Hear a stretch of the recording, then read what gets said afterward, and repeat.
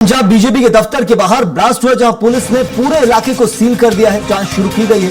मौके पर चंडीगढ़ पुलिस की कई टीमें पहुंची हुई हैं, तो वहीं पुलिस सीसीटीवी फुटेज की जांच में जुट गई है। बीजेपी दफ्तर के बाहर सीआरपीएफ को तैनात किया गया है। पैरामिलिट्री फोर्सेस तक तैनात कर दी गई है। धमाके के बाद पार्टी दफ्तर की दीवार पर करीब 70 से 80 छर्रे लगे हैं। ये बड़ी खबर इस वक्त चंडीगढ़ से आप देख रहे हैं। ब्लास्ट हुआ है दफ्तर के बाहर और सीसीटीवी फुटेज के जरिए पुलिस अब जांच में जुट चुकी है। पूरे इलाके को सील कर दिया गया है और पंजाब के बीजेपी का जो दफ्तर है उसके बाहर ये ब्लास्ट हुआ है। पूरे इलाके को सील करने के बाद प्राथमिक तौर पर जो कार्रवाई की जाती है वो की जा रही है। और चलिए इसी खबर पर जानकारी भी देंगे हमारे संवाददाता कोमल सिंह इस वक्त हमारे साथ जुड़ी हुई है। कोमल, ये घटना जो घटी है इसके बाद क्या कुछ प्रतिक्रिया पुलिस दे रही है? सबसे पहले क्या कहना है, कैसे वारदात को अंजाम दिया गया? बड़ी घटना है, बीजेपी दफ्तर के बाहर ब्लास्ट होता है। क्या इसके पहले कभी इसकी कोई धमकी मिली थी? जी संयम, चंडीगढ़ में बीजेपी मुख्यालय है पंजाब का, सेक्टर 37 में। वहां शाम 5 बजे ब्लास्ट हुआ और आसपास की गाड़ियां खड़ी थी, वहां पर उनके शीशे टूट गए हैं और बीजेपी मुख्यालय की जो मेन दीवार थी उस पर 70-80 छर्रे लगे हैं, उनके जो निशान हैं।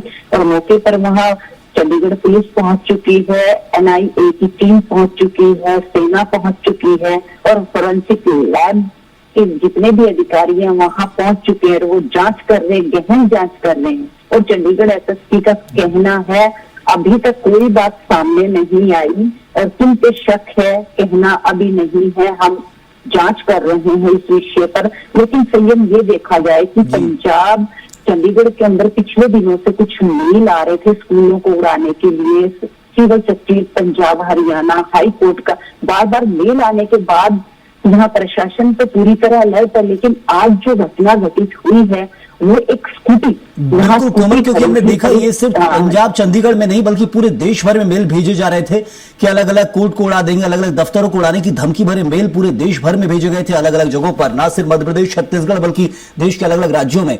क्या अभी जो ब्लास्ट हुआ इसको लेकर पुलिस कह रही है कितने हाई इंटेंसिटी का ब्लास्ट था, कौन से बम, कोई जानकारी प्राथमिक तौर पर? जी, एसएसपी से जब मीडिया ने बात की तो उन्होंने बताया अभी मतलब कैसे ब्लास्ट हुआ, क्यों हुआ, किसने किया और उसमें क्या क्या चीजों का यूज किया ये कहना अभी नहीं है क्योंकि ये जांच का विषय है।